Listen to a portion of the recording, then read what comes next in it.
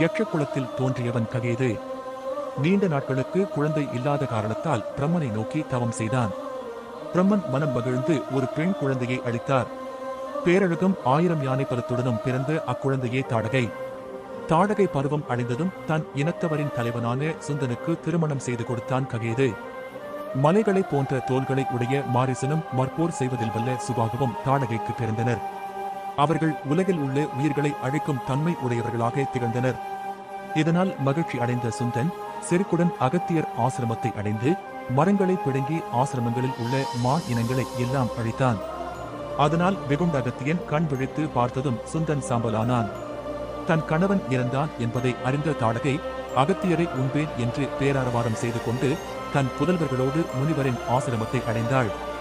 இதனால் அகத்தியன் பெருங்கோபம் கொண்டு அவர்களை விலங்குகளையும் மனிதர்களையும் உண்ணும் அரக்கர்களாக மாறுவீராக என சபித்தார்.